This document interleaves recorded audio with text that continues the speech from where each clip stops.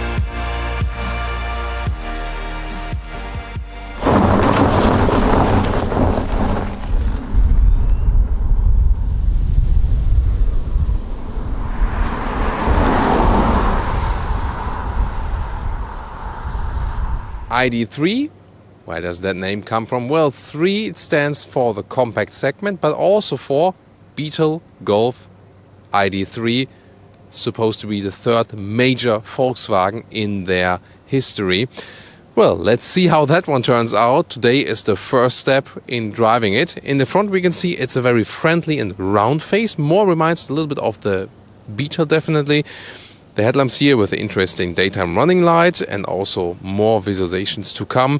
It comes standard with LED main headlamp unit, optional the matrix LED as we see it also here. Then there's dot structure here stamped in the color in the lower part. This color here today is called Marcana Turquoise, comes from a beach in Maui, Hawaii. 4.26 meters, 14 foot or 168 inches is the length of the ID.3. So approximately the length of a Golf, but the wheelbase is way longer and you can see there's hardly any overhang. For example, together with the rear-wheel drive concept, in the front you can turn the wheels in quite, heavily from the angle. Plus the small overhang, this ensures a very small turning circle of 10.2 meters, a turning circle more like a VW up. So pretty cool as for that. The rear engine concept also has more advantages. I'm going to talk about that one later. Other than that, you can see once again this wide wheelbase that ensures more room on the interior. It comes with a standard suspension and later on there will also be the DCC available, the adaptive suspension as we know it also from their other combustion engine vehicles. In the rear we can see a black panel design. You can see here then a contrasting color once more. Pretty interesting, especially nice with the white retro logo once again. Well, and then you have the massive wing here, and this also has an important aerodynamic function. By the way, acceleration figure for the fastest electric motor, we also have it here today, 204 horsepower, 7.3 seconds. There will be different horsepower specs available. Also going to talk about that very soon. Charging, 11 kilowatt AC or 50 kilowatt DC, optional 100 kilowatt DC, and later even up to 120. And this is the battery here in a cutaway model. Volkswagen assembles it themselves. However, the cells on the inside, they are supplied by LG. There are 3 different sizes for the batteries. Starts with the so-called pure version, 48 kilowatt hours. Then there's the Pro version, this is 62 kilowatt hours, and the Pro S is 82 kilowatt hours. Gross values, the net values are 3 to 5 kilowatt hours less each. 3 battery sizes means 3 different range figures, 330, 420 or 550 kilometers official, and the miles range is 200, 260 or 350 miles then for the biggest battery. Well, and in this cutaway model we can see a rear engine concept. Why did they do that? First of all, better weight distribution. They have the battery centered in the center of the vehicle, low center of gravity, sporty driving. And then for an optimum 50-50 weight distribution, they put the electric motor then in the rear. Also, the rear engine concept is better for the traction on the ground. So just when you accelerate, the weight is always leaning to the back. So you can also ensure a good grip, good traction actually, for example, also in winter times. It's not as it used to be in past times, where you have the combustion engines which sit in the front and maybe not so much weight on the rear axle. Here it really works, so the rear engine concept makes more sense for this electric vehicle. And this is the colorway model of the electric motor. Volkswagen does build it themselves, and depending on the battery size, the smallest one either gets 126 or 150 horsepower. The mid battery pack actually gets 150 or 204 horsepower, and the top battery only 204 horsepower. So these are different horsepower specs. You could not combine the smallest battery with the biggest horsepower figure. That would not be possible. But in general, it's the same electric motor with just a different software tune. So theoretically, you could tune it afterwards, but they told me they really have some, good protection for that it shouldn't be possible. And, theoretically, they could offer it just in the software menu. But then the problem is the regulations. You would need to re-register the car overall. Yeah, but maybe at some point this will be still possible.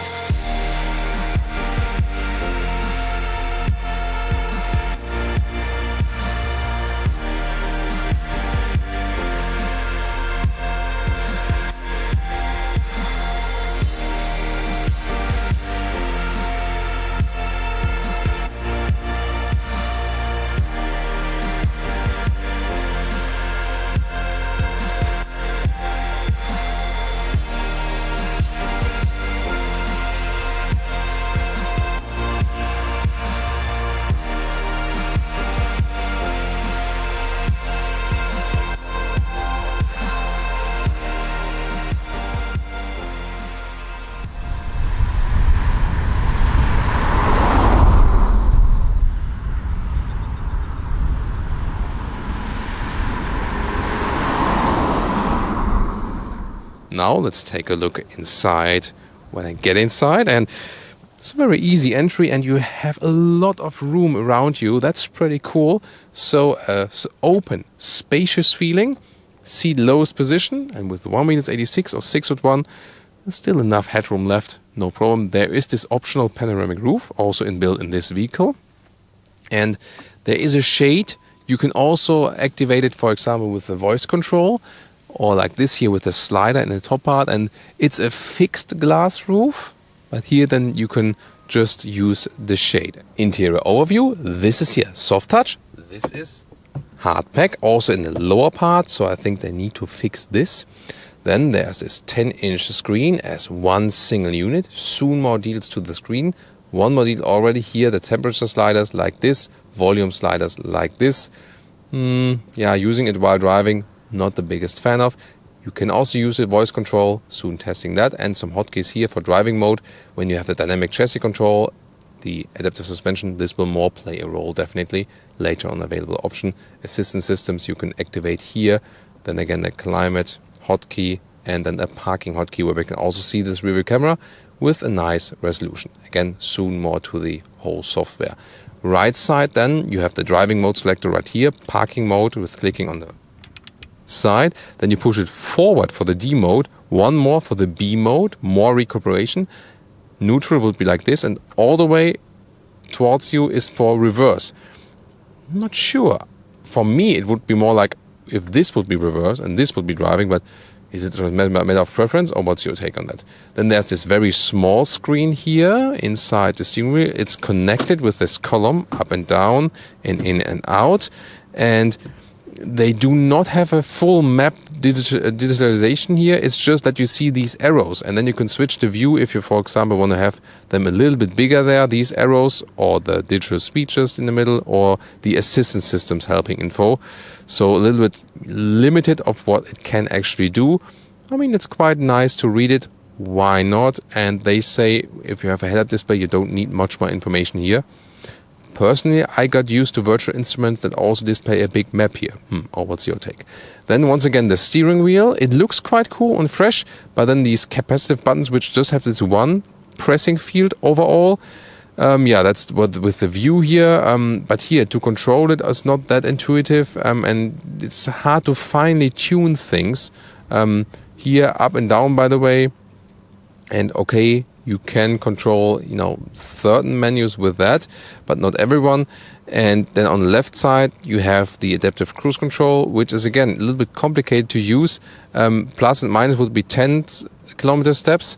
But then again, when you press the one on the inside here, you control with plus and minus the distance. But sometimes you slip with your finger and then you want to increase the speed and just end up increasing or reducing the distance. Set rest does not give you plus or minus 1 kilometer like in the Golf or in the Leon. And then on the lower part, you switch the mode, adaptive cruise control, and the speed limiter. So, to be honest, this is among the weakest parts of this car. Using it while driving drives you mad, at least me. Then the infotainment system up close. You have menus here, like sliding this way. This adjustable home menu, and then there's the normal home menu, which doesn't look that modern, I think. What's your take? This is also a home button here. You can always return to that. Here you can also access the climate unit or in the lower part. So there's some kind of hotkey. Then you can also increase the temperature here, or once again with the temperature sliders. Seat heating is here, and you have either the smart climate where you can say like cool my feet, or the classic climate where you can switch, where it's coming from. Now getting to the rear compartment, and this is interesting. First of all, the same nice bright fabric styling at the interior. This leatherette insert. This then here again hard pack, and the shiny black. Yeah, okay, about that. But the seats are actually pretty cool again in design, this rather Scandinavian-inspired furniture design. And you can see there's no middle tunnel, of course, because there's no mechanical link between front or rear axle. This is not an all-wheel drive car, but even if it would have two motors, there's no need for middle tunnel. You can put it for stability reasons, but they didn't here actually.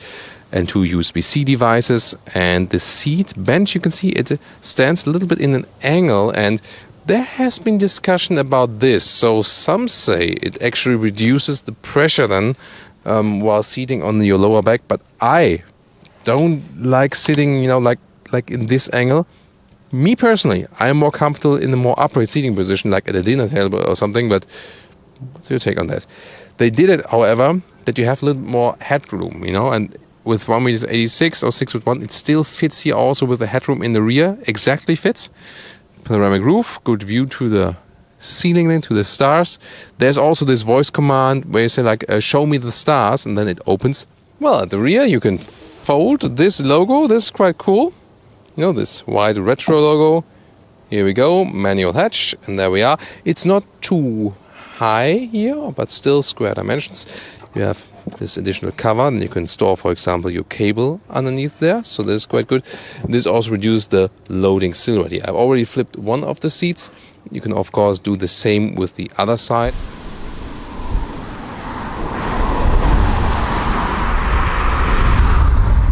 Welcome. Sports mode. 50 to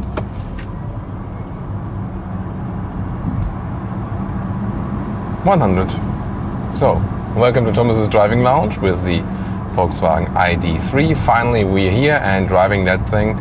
And you can see, of course, the acceleration is stronger when you're starting from zero. But here already when you are at speed, you can see has some decent performance here from this 204 horsepower engine and rear-wheel drive. So we really felt that we are getting pushed from the rear, old school style. And now on the motorway, high speed. Let's see.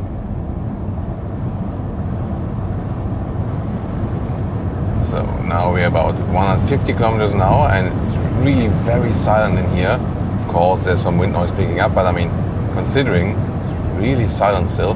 Lifting my foot off the throttle, I'm not braking myself, recuperation automatically because the car is intelligent, realizes, although I don't have the adaptive cruise control set, realizes that there's a car in front of it, and then the recuperation is done. When I lift my foot off the throttle now, car is just rolling, not recuperating, so it's automatically realizing, does it make sense to use the recuperation right now or not? Maximum speed, by the way, 160 kilometers an hour, so I was close to that. Although the adaptive cruise control can be set to 180 kilometers an hour. Yeah, that's maybe a software flaw then. Or maybe there's something else coming up. I don't know. But definitely funny fact for today. So here now, a standard motorway speed, like 100 kilometers an hour, 60 miles an hour. Also, the car is really very silent. The noise insulation here in this vehicle is, as we also know, for example, from a VW Golf, at a very, very high level. So this is something to enjoy, together with this wide panoramic windscreen in the front. So there's a great view to the front. It's a very cool traveling feeling. That is really excellent. And you know, acceleration wise, it's also way more than enough. The car is very agile. Here I can also show you a lane change here, 100 kilometers an hour. Very crisp and precise steering. There's a standard suspension inbuilt here at the moment, but it's not leaning too much. It's set a little sporty, I have to say. Also, we have 20-inch wheels. That can make the ride sometimes a little bit rough. So if you want more comfort, then pick the smaller wheels. But still, decent comfort here in this vehicle, upright.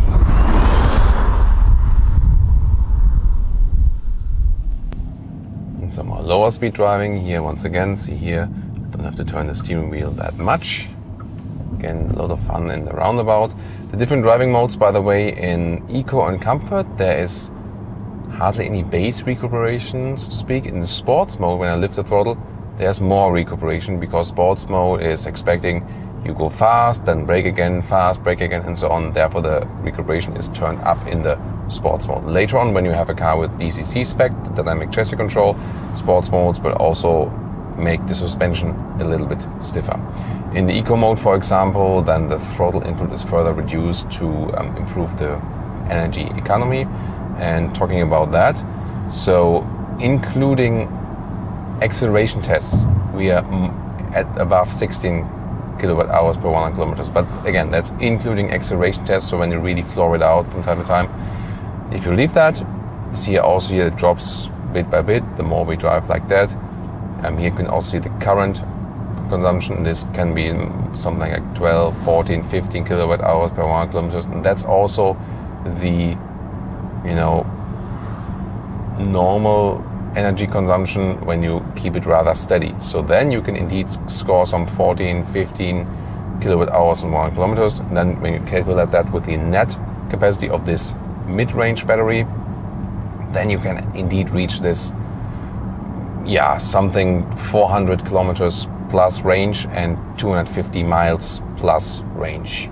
So that is possible, indeed less when you, of course, use the acceleration pedal a little bit more.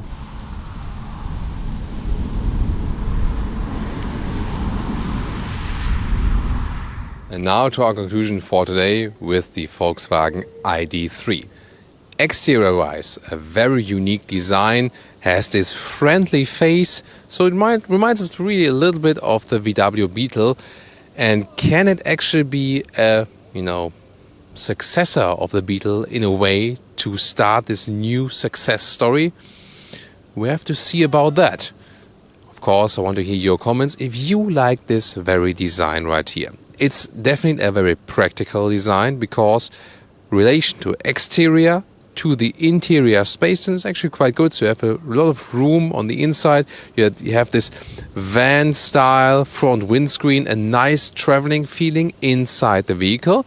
Also on the pro side, that this vehicle is almost completely animal free and will be completely animal free in the future. Even the sport seats then animal free. So they really thought about sustainability, CO2 neutral production as well. That starts that in Zwickau, where this car is getting built in Germany, they use renewable energy.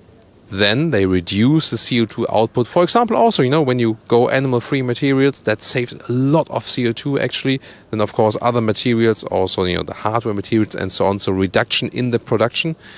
And then what's left of the CO2 is actually being evened out with forestation. So, for example, there's a big project in Borneo where they then plant trees. So very interesting concept as for that. So good that they are finally on the sustainability approach at Volkswagen. Driving-wise, this vehicle is just superb, It's so agile, crisp steering, great performance, nice acceleration. It feels so light and agile, low center of gravity, even out very well. It's so much fun to drive this car. It drives like a sports car, although it does not look like it at all. So hardware driving wise from dynamics, really great. Of course, a little bit stiff here with the normal suspension and the 20-inch wheels. It will be even better soon with the adaptive suspension and a little bit smaller wheels. So driving-wise, great, and also good that they built the electric motors themselves.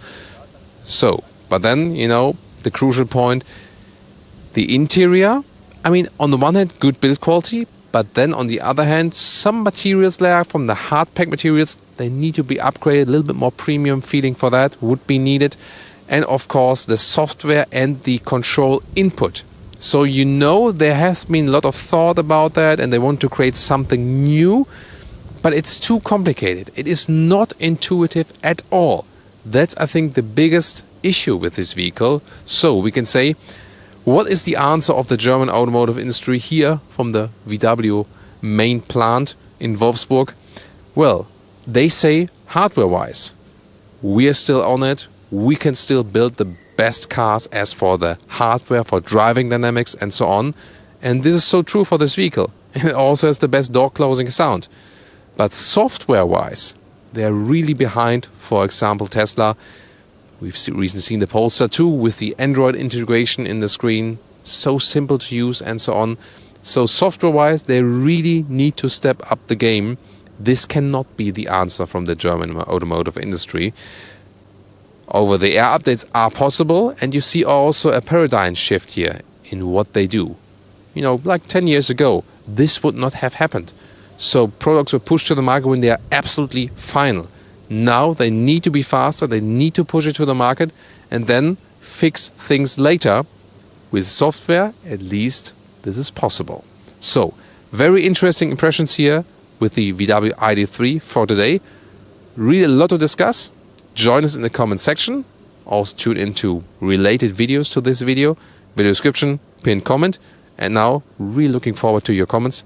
What do you think of the new Volkswagen ID.3? See you there.